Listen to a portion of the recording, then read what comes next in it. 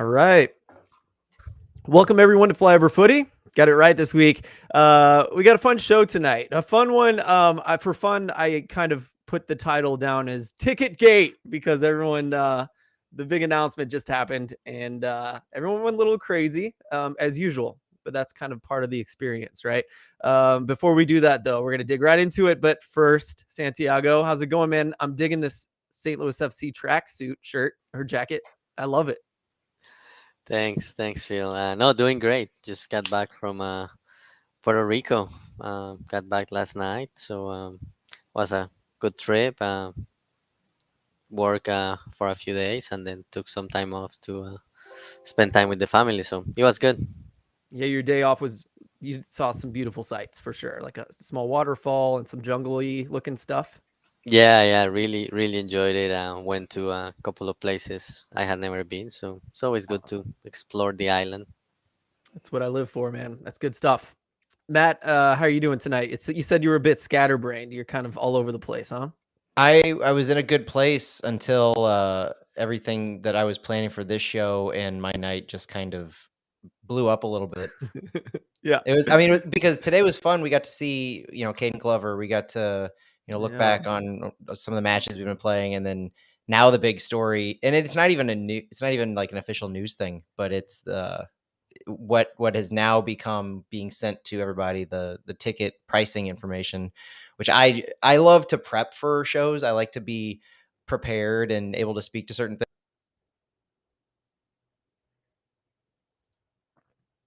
Oh shoot. Not able. Yeah, yeah. And just so everyone knows, we are having just a weird night with internet. I don't think there's a rhyme or reason to it. We've all been restarting our stuff. So sorry if anyone kicks out. We'll just kind of do our best to kind of move on. But yeah, we're talking about how our night got a little bit derailed, and let's kick right into it though. Matt, I think you announced it with City Report, right? Yeah, as first reported by City SC Report. I don't know how you want to put that. Where'd you guys Basically, find it? How did it happen? so the club has been sending out the pricing map to General Reserve season ticket depositors.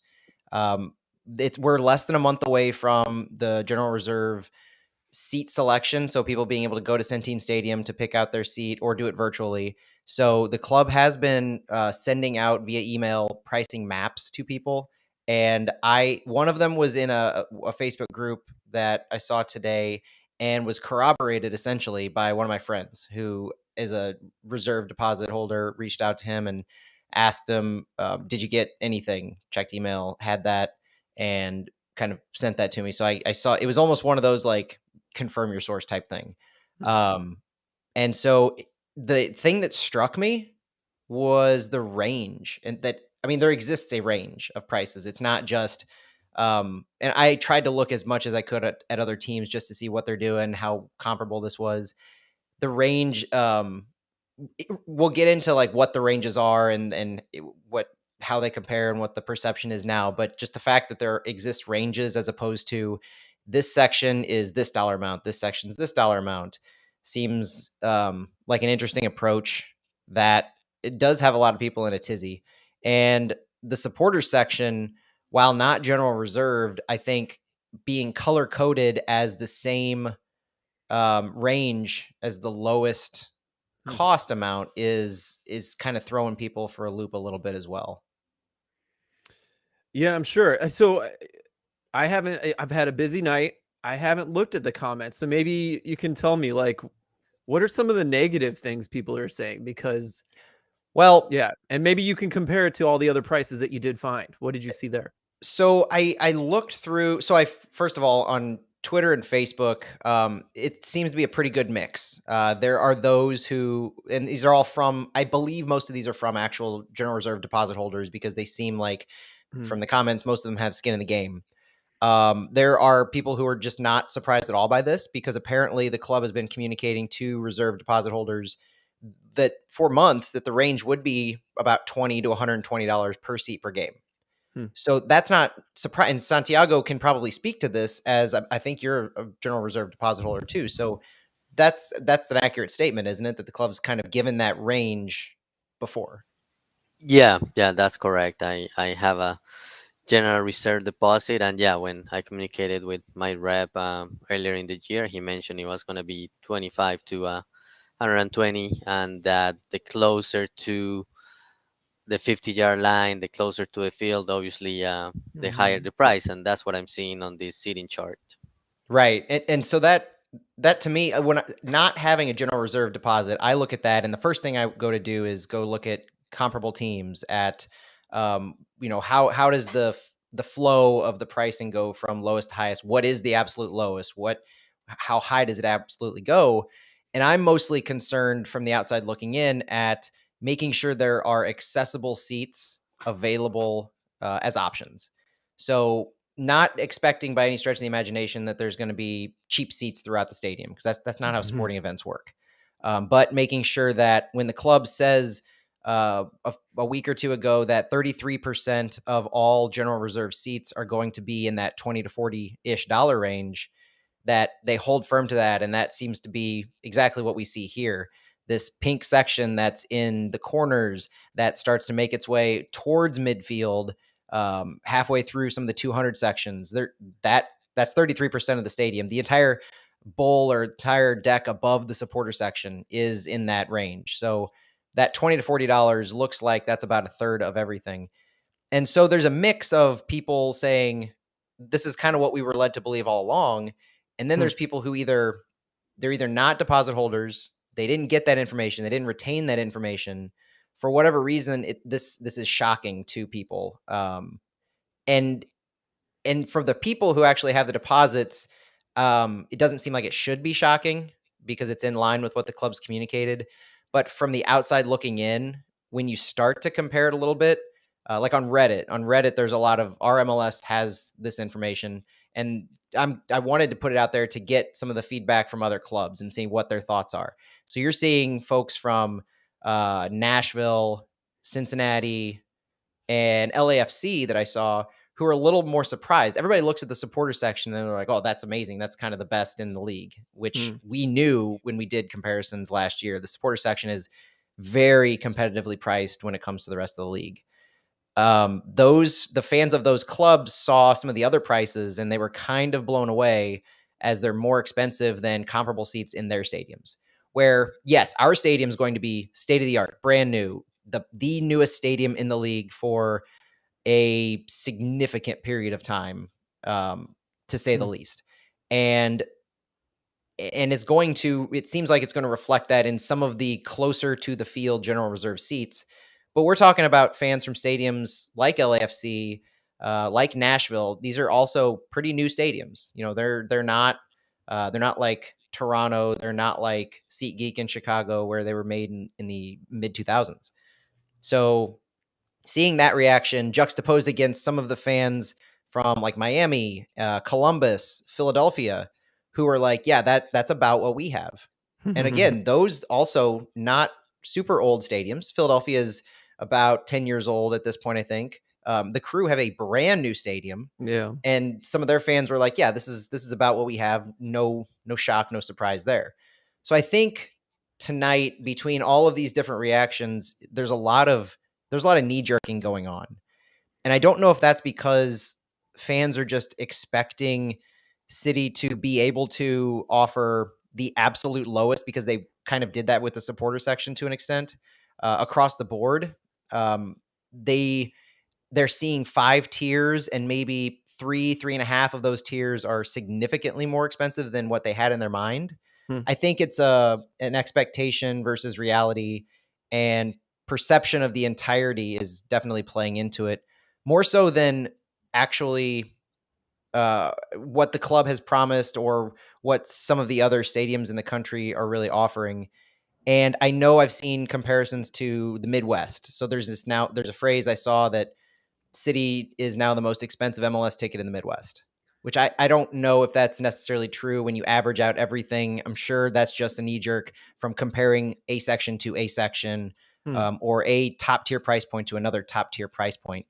End of the day, City is still offering single game match priced season tickets in the $20 to $40 range, making a third of those tickets extremely accessible to some of the lower income fans, or fans who just don't wish, can't, or for whatever reason want that lower option. And don't forget, every single seat in this stadium is 120 feet or less from the pitch. So the notion that there's no bad seat in the house definitely applies. And yes, I am trying to look at this from the most positive aspect for sure. But I don't think that a lot of the reactions that we're seeing tonight are going to long term put any kind of damper on the excitement. We're still going to sell out. There's still going to be a wait list. Yeah. Well, I think that's part of the problem. That's kind of what I was going to lean into, but I want to hear what Santiago kind of thinks about all of this so far. But did you see, I guess you saw the prices today. You were asking questions about what you thought your ticket might end up being. So yeah, how'd you take it, Santiago? Yeah, no, it was kind of what I was expecting. Although Matt already said it, there are probably three tiers that, in people's minds, will be higher than what they were thinking. When I thought about between 25 and 125, I was thinking, oh, okay, so maybe if I get something in the middle of the range, 75, 70, something like that, Mm. that should probably be fine. But those three sections, basically, there is just one section that is within that, below that range, and then one that is between 65 and 80. So, but yeah, kind of what I was expecting. And I look at the chart, and I already kind of know what sections I like, and have been talking Hmm. to a few friends that will join me in my group, trying to figure out what we will get. So I'm not surprised. I don't like. I was expecting something like this, but at the same time, I was hoping to see more tickets, at least a couple of sections in that 75 or below. Mm-hmm. But there is a lot. Yeah, I know there is a lot of backlash out there. As Matt said, some people saying that we're the most expensive ticket in the Midwest. But it will be interesting to see if this results in some of the early signups, like 9 a.m., 10 a.m.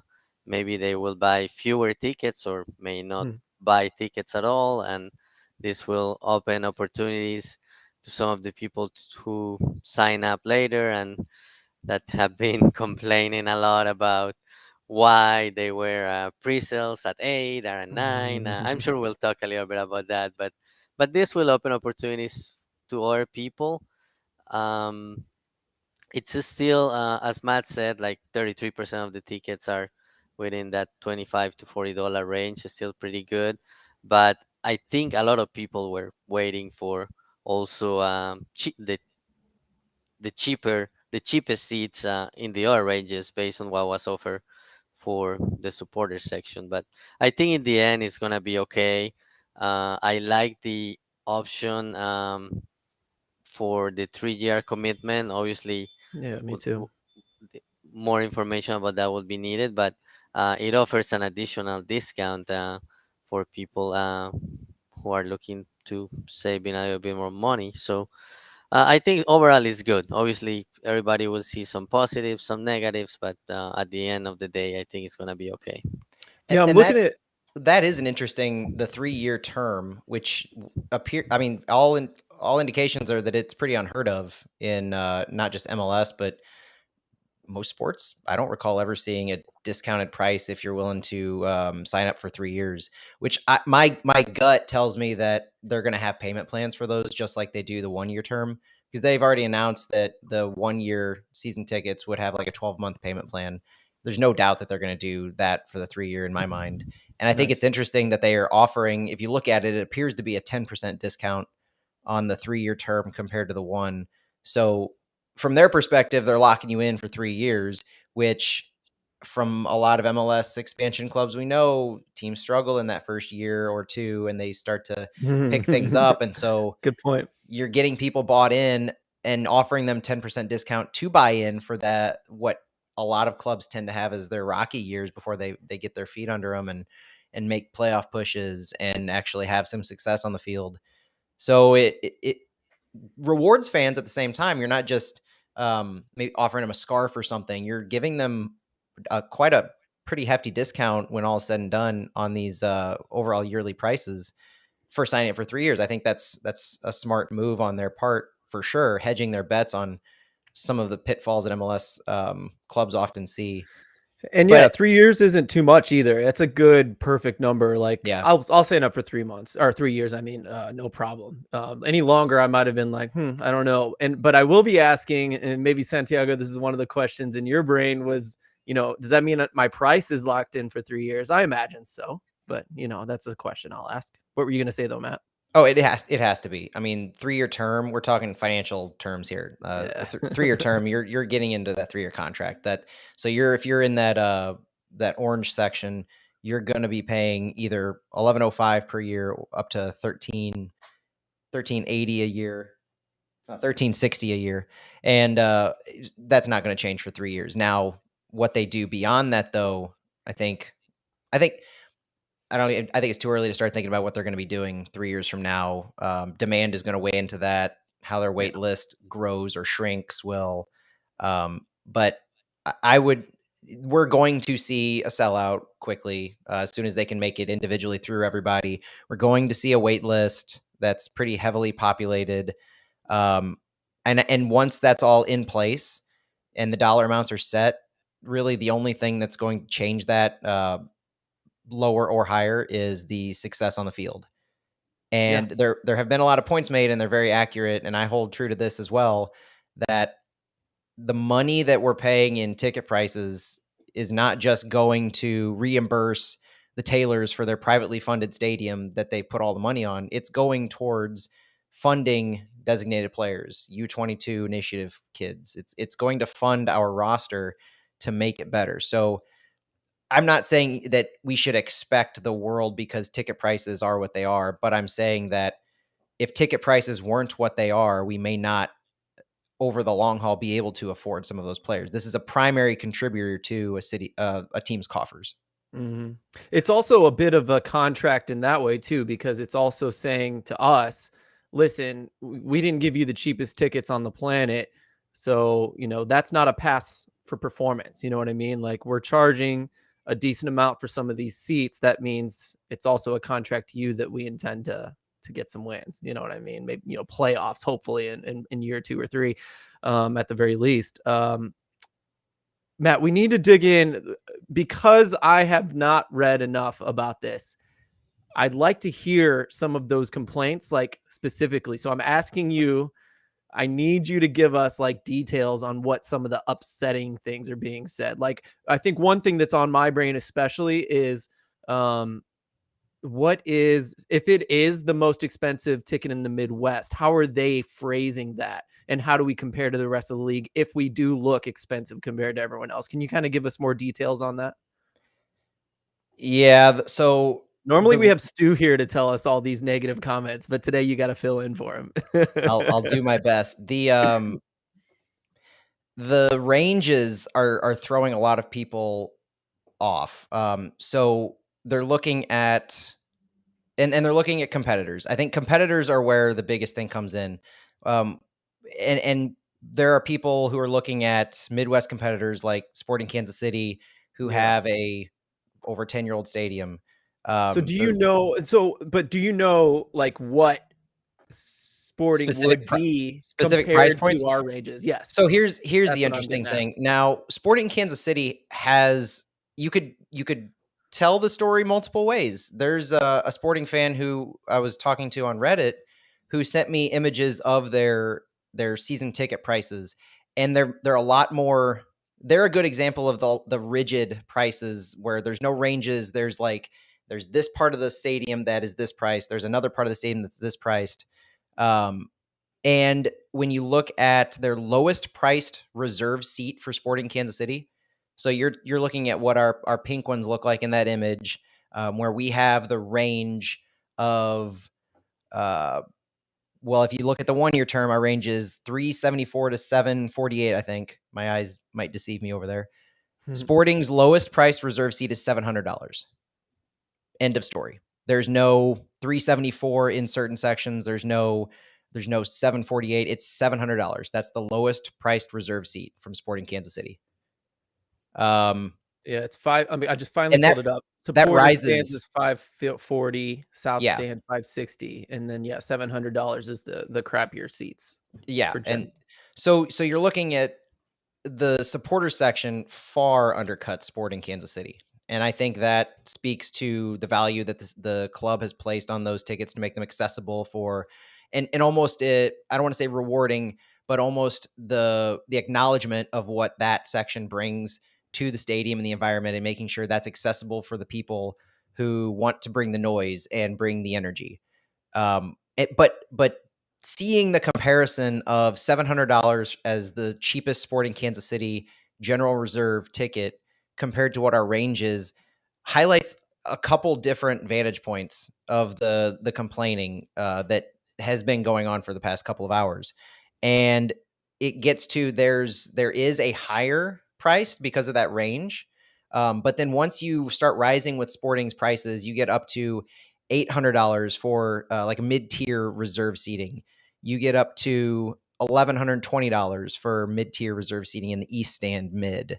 $1,140. So their prices rise, but they're not as drastically rising as some of our higher end. You know what I mean? Yes. So there's it's more equal throughout the whole stadium. Right. So they don't have these lower priced affordable options. And that I think is what I really want to focus on or emphasize. And I'm sure the club will do that in whatever marketing they eventually come out with on these official releases. But while we do have we have ranges within each price point, the higher end, so the blues, the ones at midfield, the yellows, the ones that kind of jut out where you're right along the field on the corners, but then it's a little back and up into the 200s. Those are more expensive for us. So if you look at the very top tier of every team, we have a higher top tier. But if you look at the lower end compared to other teams, our lower end still appears to be much lower, or at least as low as some clubs like Nashville. I think I was looking at. So that the fact that we have such a wide range is giving people the initial thought of, wow, that's over $2,000 for a season ticket for 1 year. That's insane. Whereas that's the one section that's that price. That's not saying that we're pricing out fans or the club is pricing out fans. That's saying that for the premium General Reserve seat, we think this seat is worth it. And we think fans are going to pay to be this close to the pitch at the midfield line to see the action. Okay, so now thank you for doing that, because now I think I had a thought process and now I'm sure of it. Now I can say with confidence, I'm looking at this picture, and first of all, I think a good overall way to say this is that if you're a fan of socialism, then you should like this stadium setup. You know what I mean? Like the lowest have a much easier way to get in. Those of us that may not have very much money. And to make up for that, the highest are extremely taxed, if you will, in order to get that average ticket price to a normal spot. So, there are a million ways to slice this apple, but I think we've been hammering home that the lowest price is much lower than the average, in MLS. And then the highest is pretty high. Like, I think we can all agree that it's pretty high, and we can admit that. And I think the club would be like, yeah, we did that. But I also like, in this picture, I'm looking at it, when you look at the Sporting Kansas City picture, I think you kind of alluded to this, Matt. It's just like, this stand is this stand is this stand is this.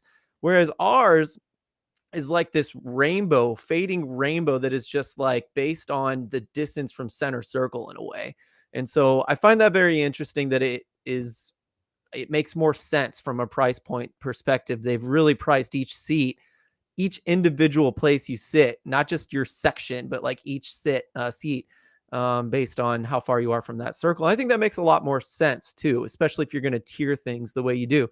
And I got a couple comments here, like Go Grizzlies, which is at Blue Chip Loge Box on Twitter, had a really great comment. He said, they just have to keep in mind that supply and demand works in both directions, and they're not automatically entitled to our money just because they got St. Louis crest on the crest. He said, before he said that, he said, also with a big long waiting list, I actually thought these seats were going to be more expensive, right?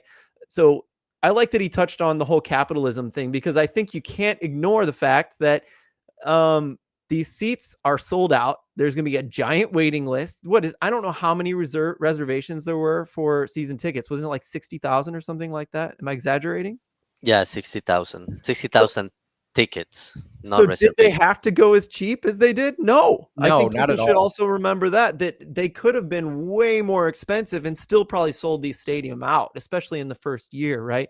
Now, you don't want to shoot yourself in the foot. Of course, people are upset and you got to expect that. But I think overall, this is from someone who's an entrepreneur, I suppose. I have my own business. I think this is pretty fair, in my opinion. Yes, it's expensive once you want to get fancy.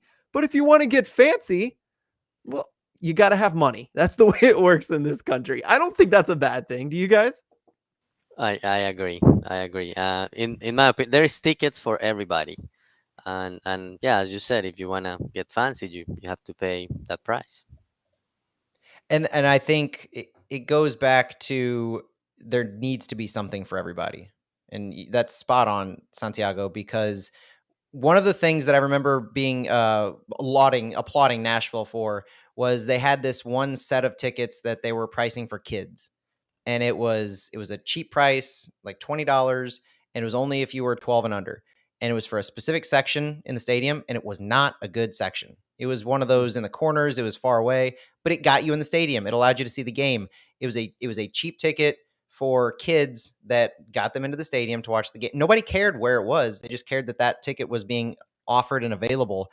And cities doing that with these pink seats that they have in this graphic. They're offering the $20 seats, the $22 seats, if that's all you can afford. They're making it accessible, but at the same time, they're knowing their market. They're knowing what they're worth, or what they believe their worth is, and what they're now are going to prove that their worth is to all the fans. And so this socialism comment, I think, is pretty spot on too, in the sense that the rich are going to pay what they can. Those who don't have as many means are going to be able to get in the game without a whole lot of consternation. Yeah, and if I forgot this too, I'm glad you mentioned that. I've a long time ago, my dad and I, my dad was like, my dad's I'm a trumpet player. I'm a musician too, but we decided to go to the St. Louis Symphony one day, and we went, and we just on a whim, we were going to be a little late. And he said, you can get really cheap tickets or free if you wait long enough, just going in late. And so we went up on the balcony. It was under $10 at the time, I think, which is unbelievably cheap to go see the caliber of musicians that are in the St. Louis Symphony. I think that's true to this day, that you can go up late and you can get in for free or for very cheap after it's already started, or even right before. So this is a thing that, it's normal, right? And the seats up front at the symphony are ungodly expensive, right? So this is normal in all facets of entertainment and sporting in the United States. I don't think it's crazy, but I am curious about this anything else about that topic though, because I want to talk about this wait list problem. I don't know about this either. Oh, we could probably go on about random things with the stadium pricing for quite a while. We could dig through So comments. someone mentioned, Smitty, I asked Smitty signed on, and he comes on so much. I asked him what his thoughts were, and he Steve's said, the best. yeah, he's Smitty Coach on Twitter. So his name's Steve. I've never met him. I feel Good bad. guy. Steve, come say hi to me next time I'm around. He says, just wish it was a one-time access code that you couldn't send to a bunch of people. Feel bad for those that put a deposit right at 10:03 and may not even get a season ticket. I think I missed this whole storyline here. So I guess that's what I'm asking about. Is it not a thing? Is this? Yeah. Well, yeah, go ahead, Santi. Yeah, I have seen quite a few comments on Facebook about that. Yeah, it looks like a lot of people that. So there were, and I found I bought my tickets at 9:03, 9:05, something like that, through a pre-sale link I got from St. Louis FC, and I wasn't a season ticket holder for St. Louis FC, but I had like a ticket package, like 5 games for a specific price, or 10 games, something like that. I had some tickets, and so late this week, after seeing people posting and complaining, and I don't know if I forgot or I didn't know, but it looks like actual season ticket holders got a pre-sale at Oh, 8 a.m. So there was an 8 a.m. and a 9 a.m. and then the general sale at 10 a.m. And a lot of people who got on the 10 a.m., which was the general public one, um, it looks like based on the conversations they have had with their ticket reps, they're kind of on the bubble and may not get anything. People that didn't buy tickets that day, it looks like they are already out of the picture and have been told that they are not going to get season tickets, and they have been offered different options. But yeah, there has been a hmm. lot of complaining and kind of drama, and people's people that didn't like the fact that the St. Louis season ticket holders, or people who bought ticket packages, were offered an opportunity to buy earlier than the general public, which to me it makes a lot of sense. If you were already supporting local soccer, you you deserve a chance to get tickets earlier. That's the way I see it, but a lot of people don't see it that way. So I'm And still confused though. If I can ask a question, what did this already happen? Did I miss this, or is this the pre-sale, like the reserving your opportunity to buy season tickets? Is that what you're talking this about? was this was when the deposits were Thank you. Got it. I'm on board now. your time. Apologies. Oh, we might have lost Matt. Are you still there, Yeah, it Santiago? looks like we lost Matt. Yeah. Sorry. Sorry, Matt. But yeah, while he gets back on, yeah, this was September 16, 2020, when people place their deposits. Looks like Matt is back. Go ahead, Matt. Sorry, Matt. Yeah, this was when the deposits first opened up. Got it. God bless my internet tonight. It's just not wanting me to talk about these tickets. This is when the deposits first became available. It was 10 a.m. that was the publicly said, all right, tickets go on sale at 10 a.m. Two pre-sales, to my knowledge, occurred, and both of them were essentially rewarding those who supported local St. Louis soccer in some way, shape, or form prior to City rolling into town. Yeah. I've heard St. Louis FC ticket holders. I've heard St. Louis FC both single game and season ticket holders. I know that the supporter groups that were existing were extended a pre-sale code, and I know that there are some other soccer groups in the area who were extended pre-sale codes too. I had heard there was an adult amateur team who might have been in the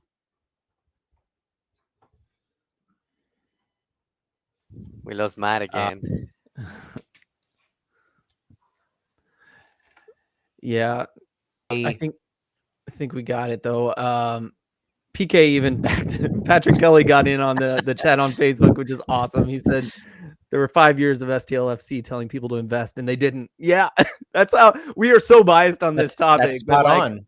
I have zero pity for anyone that's not in on this, whatever. And pre-sales in general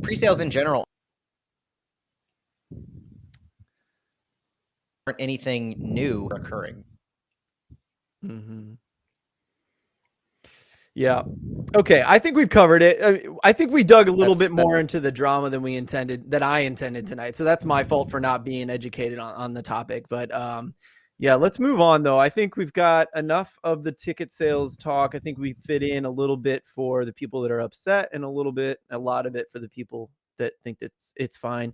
Let's talk about some matches, boys. We got let's start with we're going to go backwards in time, right? We're going to start from the most recent thing and go backwards, which means we're going straight to some nastiness, which is Minnesota United FC 2 versus St. Louis City FC SC 2. 4-0 was the final score. And Santiago, this was just like a mess from the start, right? And then a bunch of attempted repairs as we went along, it felt like, right? Yeah. Like Minnesota was right on it since the beginning. Their first shot on goal was on the third minute, and from there they created couple like two or three more options before they scored their goal. But St. Louis offensively didn't create anything during that half. There was a free kick in the 45th minute, but other than that, it was a really bad first half.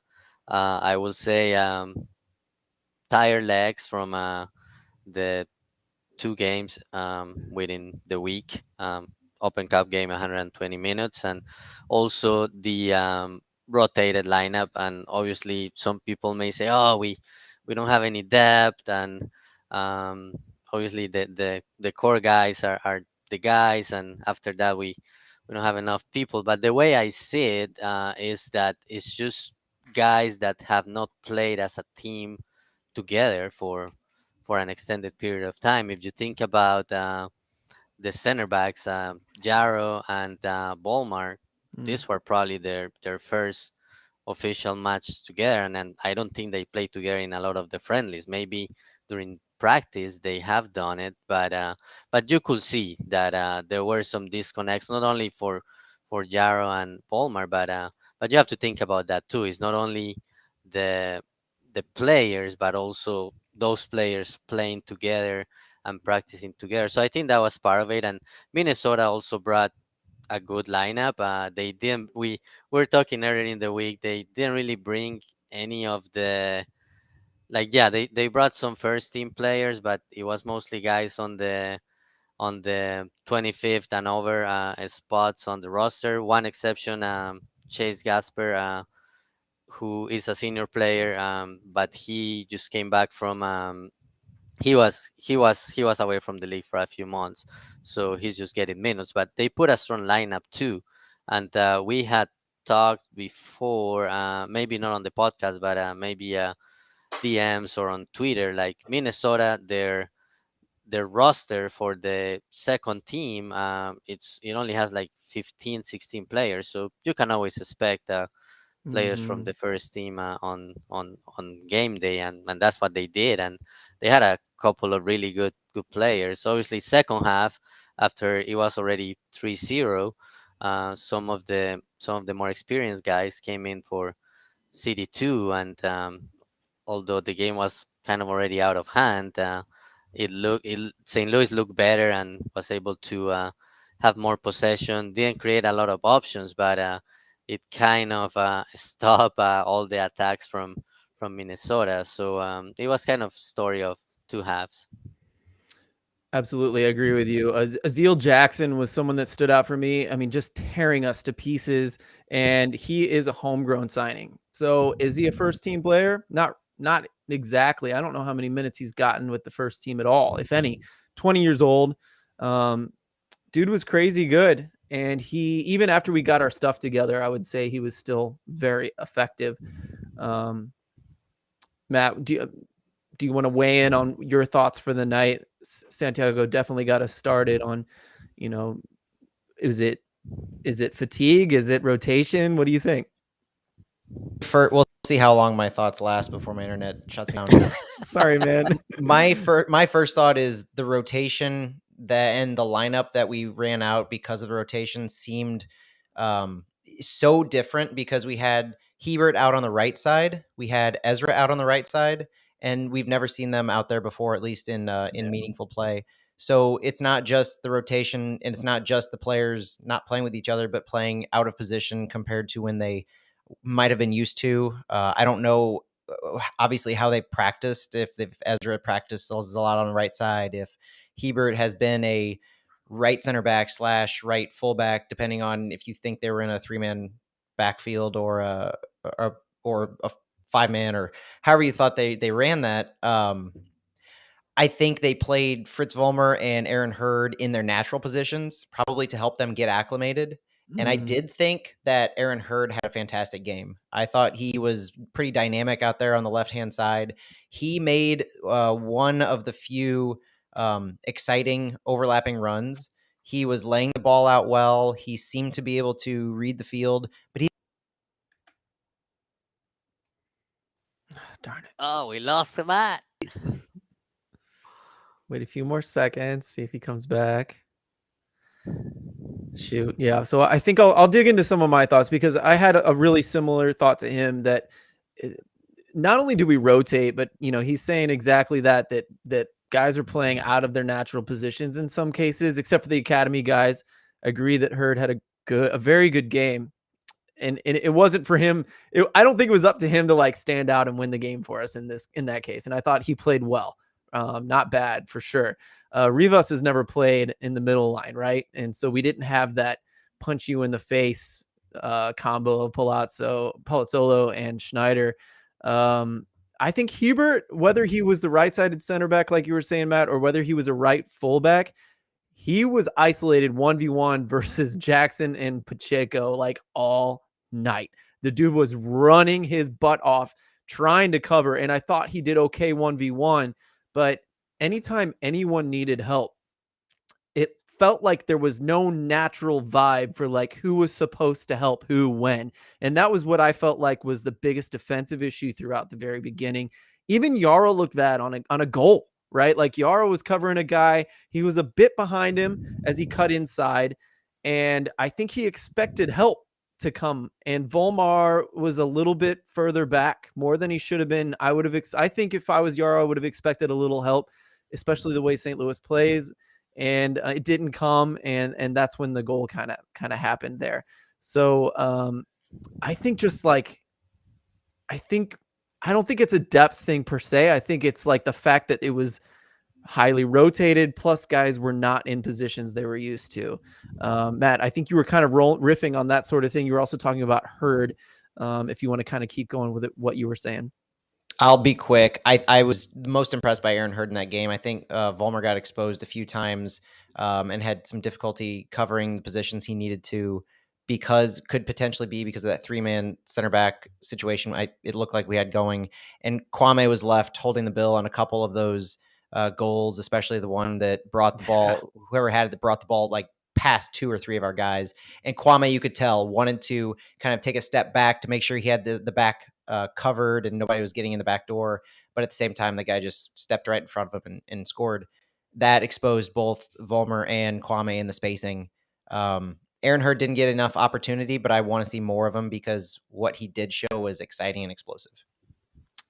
Absolutely. Absolutely.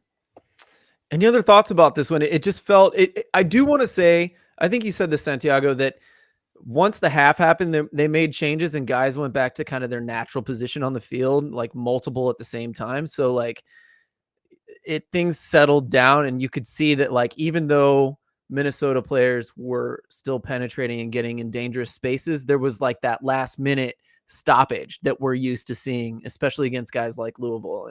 And so once we move people to their natural, I don't want to say natural, to where they're used to having everybody. It's early in the season. We've really leaned on the same lineup over and over, and they're used to having those guys doing certain things already. And we took a major risk at doing what they did today. They put in, or the other day, they put in a couple academy kids and moved everyone around a ton. So risky.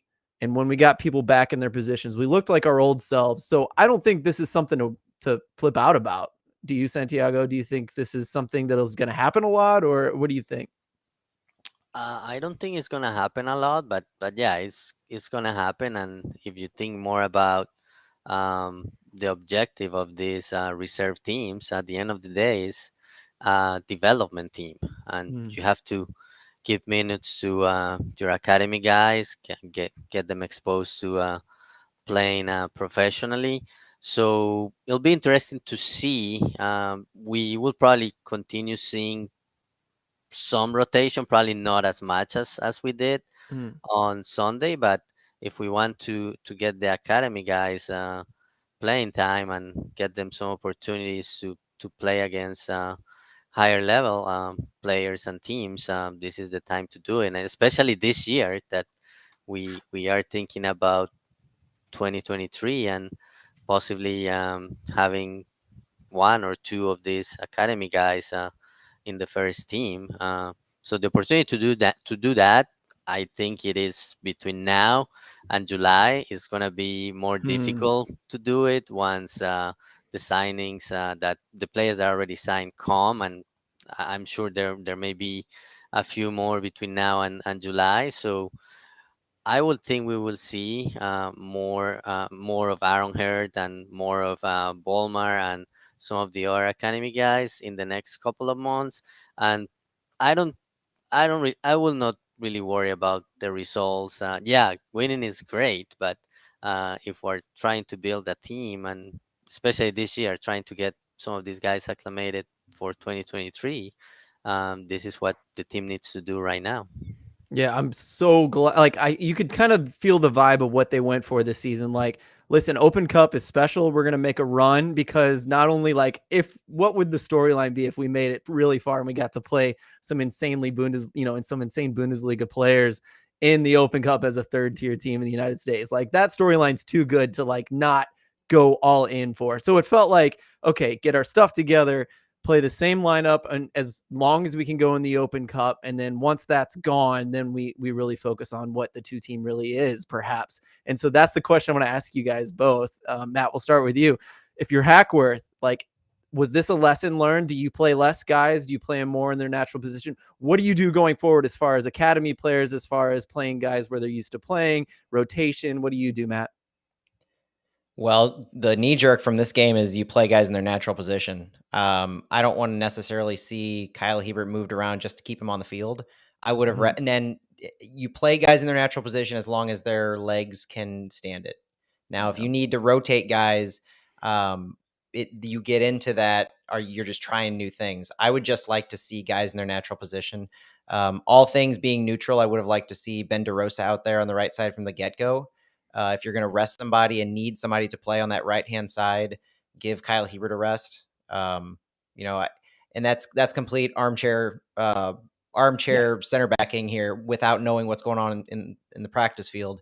But it didn't work to move guys out of position while at the same time introducing players who haven't played a whole lot together. So minimizing, and that doesn't do a whole lot for your development, in my opinion. I can't see that being a huge benefiting factor to introduce all those changes at one point. Either if you're going to introduce new players who haven't played together just to get some development in, which you are going to have to do, and I expect, to Santi's point, to have to see that a whole lot, especially as you try to get some guys like Josh Mayer, Nathan Ferguson, Miguel Perez some looks.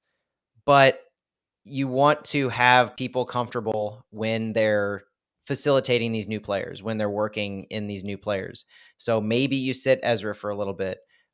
Maybe you put in Rivas in his natural position instead of having him slot back at a left fullback position, a left back. So I want to see things that make more sense to where the players are used to and where we're used to seeing them and where we know their history has them. But I do want to see a lot more development and experience for those academy players. Now's the time. Santiago hit it nail on the head that we're past the win or go home. We're firmly into the development stages that Hackworth's talked about. So between now and July, where you're going to lose some spots to those MLS internationals, you need to get players playing time who may not have it, or who you want to see play well with those MLS internationals. So you might be looking for your 6, 7, 8 players who you want to line up with those internationals. They could be half of the academy guys if they're stepping up. Aaron Hurd, Fritz Vollmer could be among those. But I just want to see more opportunity given, a lot wider rotation over the next few months. But I want to see a more natural positioning deployed. Yeah. What do you think, Santiago? What would you do going forward? I would echoing what Matt said. Players in their natural positions, and every game have one or two of the academy players, and it doesn't have to be starting. It could be the last 20-30 minutes, and give them some playing time and see how they do. Obviously, if they play well, maybe they will earn an starting spot for another game. But yeah, just keep the core team and start introducing the academy players in these next 2 months before the international signings come. But yeah, you have to give them experience, especially if the idea is to promote couple of these guys to the first team. You have to give them minutes and give them competition. But yeah, do it gradually. And Coach Hackworth alluded to that last week. Obviously, and we will talk about the Open Cup game too. But Aaron Hurd did really well when he came in, and I asked Coach Hackworth what he thought about that and if that would give him more opportunities to play going forward. And he said, yeah, he certainly earned a spot with the way he played, but he's young and we have to take one step at a time. It's not like you're gonna go from uh, playing 30 minutes to playing 90. So I think they're going. I don't think he's gonna be on every game. He may start some. He may come Mm. from the bench on some, and they can probably do the same thing with some of the other academy guys. But yeah, I will expect to see a rotation between the academy guys, obviously in their natural position, but the team needs to do that. Needs to give them minutes and give them that look and see if they have potential for getting promoted to the first team. Yeah, Santiago, I've loved your reporting. I'm really spoiled to have both you guys here because yeah, Santiago, you're like reporting almost straight to me. Every time you have a quote from Hackworth, I'm like, thank God someone found that, the answer to that question that's been bugging me all the time. And Matt, of course, you're like stumbling across really good stuff like you did tonight. It's really awesome. But to kind of fill in between the two of you, I think the happy medium is actually what I had in mind all along anyway. I think Hackworth was stuck at right back where he had no choice, right? He threw Hebert there, but like DeRosa, probably his legs are falling off. Akil Yep. Watts is the other right back. And, he's been playing a lot of minutes in a lot of different places. So I think he was thinking Hebert probably has run the least amount, especially you look at the GPS. Probably his legs were the freshest of all the people that could play right back in his mind responsibly. So Hebert has had such a good defensive season to the point where, if you're going to trust someone to play right back when you don't have a natural right back, Hebert makes sense in my brain. Like if I have no one else to go to, I'm going to go to Hebert, right? And it just didn't work out. And not only that, like it might have worked out if everyone else had been kind of in their natural roles. And it was just too much, right? And I think that we've seen Hackworth make some like decisions where you're like, oh boy, that didn't work, right? And it's not even like going into the game, you're like, oh God, this is going to be bad. It's just like the game happens and you're like, okay, I learned something from this game. This is something I'm not going to do. And so I have faith that Hackworth looked at that game and thought several of the things we've said tonight too, and probably a lot more expertly is going to implement those kind of things as we armchair quarterback over here. But Well, and the last thing I think, Phil, is not just playing players in their natural position, but we're going to have a whole lot more depth going forward, not having the double game weeks. Once Max Schneider returns from suspension, he's going to be available. So between and having that additional, defending midfield option there with AJ, where I think we had Sergio Rivas there, who then fell back to left back, and so fresh legs, full roster. Once you have all those options, you'll have more depth that we do have to be able to deploy players in developmental forms with keeping everybody in their natural position. I think it's going to coalesce and kind of it's going to work itself out over the next week or two. And so I think we're going to see a whole lot more progress being made to that developmental end with a lot of the things we're talking about here very, very quickly. Agree.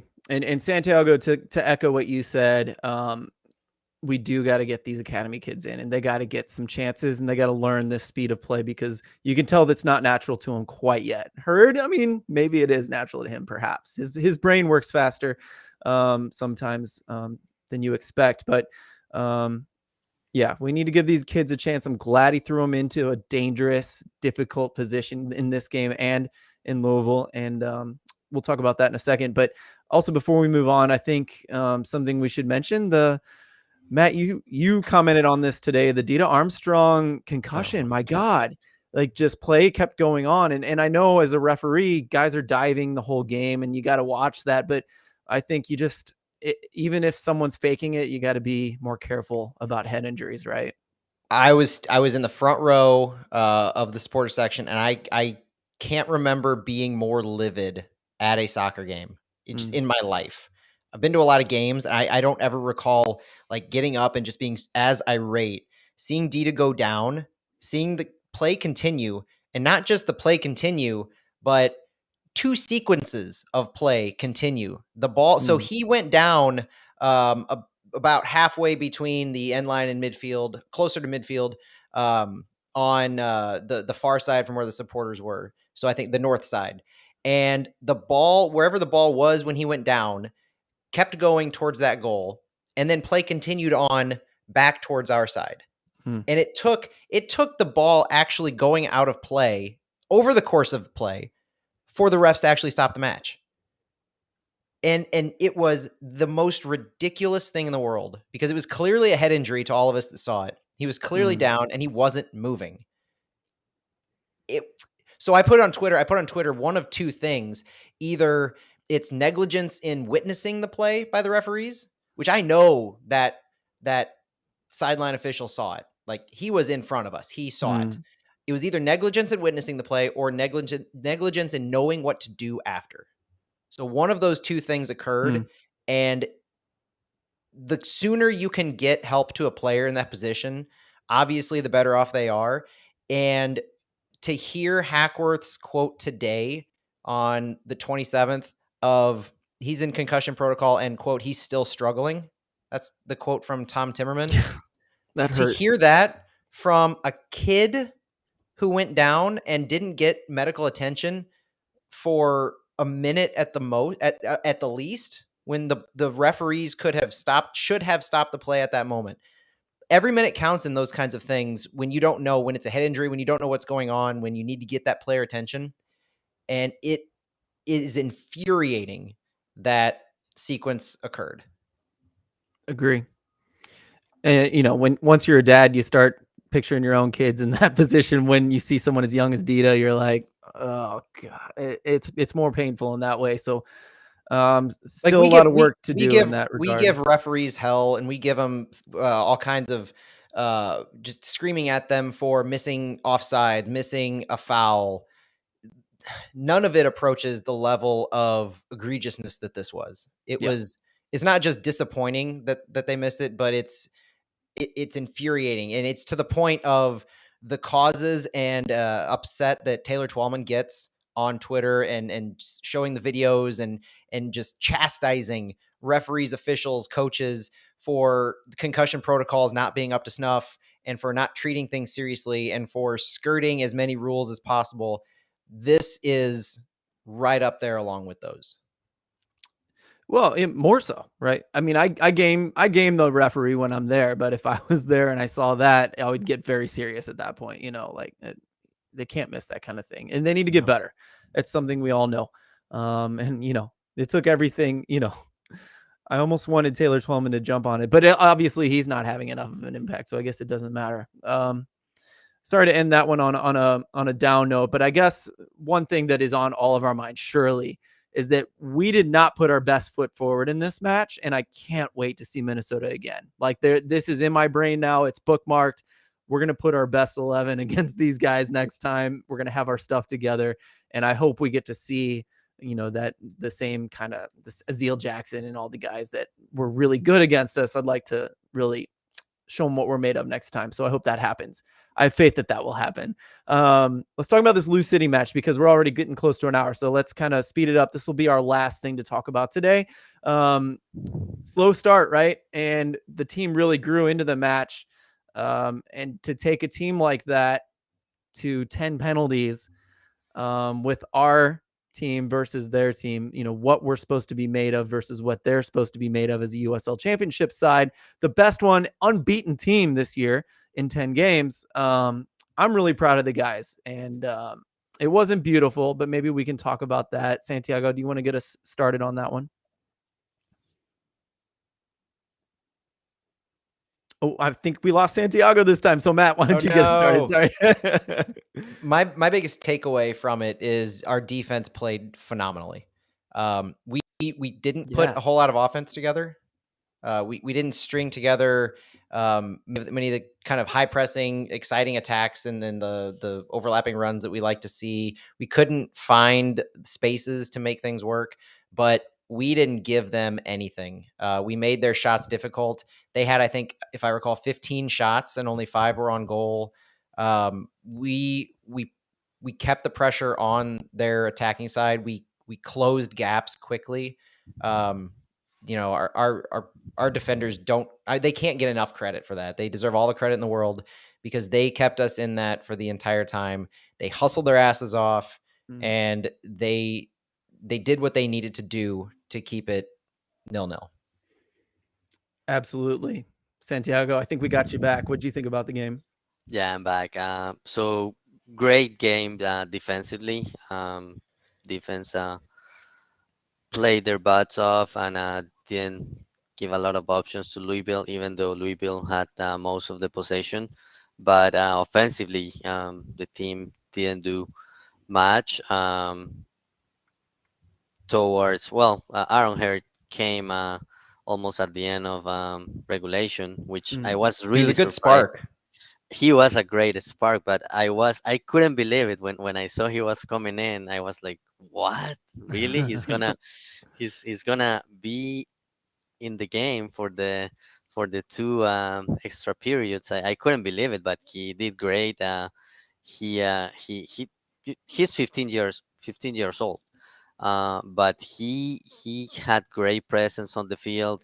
He was running, getting balls, getting good passes. Got our best chance to score a goal was started by him, and it was that pass behind the backs of the defenders for Rivas, and obviously when Rivas was ready to score, Kyle Morton came and saved the goal. It's so ironic that Kyle Morton also had a great game, and he saved a couple of penalty kicks, and basically he was responsible for Louisville advancing to the next round. So yeah, we'll have liked to see more offensively, but um, in the extra periods, the team did better offensively. And one Yeah. thing too that I do want to call out, because I think the PKs kind of sullied the takeaway. Michael Creek had a phenomenal game Yes. in regulation and extra time. He, just like our defense, made plays when he needed to make them. He was big. He was all over the place. He made some really key saves that were not easy to make on those 5 shots on goal. And he, having just come off, I mean, he had played against Indy, he had the clean sheet against Indy. He had the clean sheet in regulation and extra time here. He played well. So at that point in time, the thought is, oh, we've got our keeper here. He's doing great, fantastic. Clearly needs work on PKs. Yeah. Which isn't a throwaway in this league. So the league that requires PKs be taken That's if true. there's a tie, that's a key component to your keeper. So you can't just say, we've got 80% of our keeper just fine. He's going to go well, because we just saw what could happen. You could lose a game if you can't stop PKs. And he didn't stop a single one. One missed, but that wasn't his stop. So that's what he has to work on. Obviously, it was a different case with Minnesota, but he can't. And FotMob, gave him the player of the match for that Louisville game, so he deserves all the credit in the world for his play there. Yeah, there's no XG in front of me for that game, but I guarantee Louisville had some really good chances that he was able to stop. And I would say the credit goes mostly to him to keeping it 0-0. It is a team effort, absolutely, but he really made some special stops there in that game. And so quickly, kind of my 2 takes in the game. Let's start with the bad. Is that, yes, the offense was bad in the first half, most of the second half as well. And you could tell in the first half, especially, that City was not used to the physicality, and not just like, there were a lot of ugly pushes, a lot of extra thrown into tackles. But they grew into that. They kept their heads. I was really proud of them for that. But also just the blazing physical speed that Louisville had. Like, I don't know if it's because they did some of those zoom ins and you see some of these Louisville players just like blazing down the field. That's not something we see in MLS Next Pro. It was unbelievable how fast these guys were. But defensively, we adjusted to both of those things. And the passing was extremely disjointed throughout most of regular time. Just so bad. It was like so painful trying to watch us connect some passes, but it was the speed of play. We just weren't on that level naturally at this point in our season based on the competition we've played. And so we struggled with all of those things.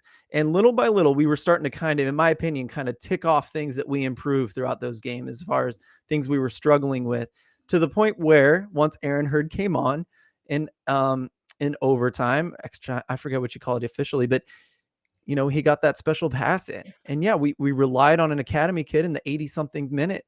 This kid comes on for his first pro minutes in an Open Cup game against Lou City. It's like the story writes itself. Beautiful. And he performed well. It wasn't too much for him by any means. And it was really nice to see that. So those were kind of my thoughts on the game. The last thing being that we're hard to play against. We punched above our weight defensively. We grew into the game. We put in some some challenges. We put in some work so that we actually had a chance to win this thing after some amazing stops from Creek, right? We had a chance to win this thing. And I think that says a lot. It was really fun to watch Louisville get really like angry and frustrated throughout the game. The biggest pros, like Ownby, of course, is going to blow his top at some point in the game, but like it was so nice to see Wilson Harris get real frustrated with the physicality because we were giving it back as much as they were giving it to us. So those were the things I really loved about the game. Again, I'm really proud of the guys for the performance they put on there. And, that's what they're capable of. So we know what we can expect going forward in MLS Next Pro, even with some rotation, right? Any other thoughts on that game? Sorry. Thanks for letting me go on my rant there. Sad to see the cup go. Yeah. It was one of those things where it would have been fun to make a nice long run, but Agree. Yeah, even All I even got. if it was just one more round and a chance to play an Yeah. MLS team, that would have been great. This close. It was close. Or a chance. I mean, we might have ended up playing Detroit City. Let's be honest. Yeah, it would have been fun. That would have been a good game too. That would have been something. Yeah, it would have been like the matchup of the supporters as much as it was the matchup of the team itself. They're having That's a good fair. year, that team, against what I thought was going to happen.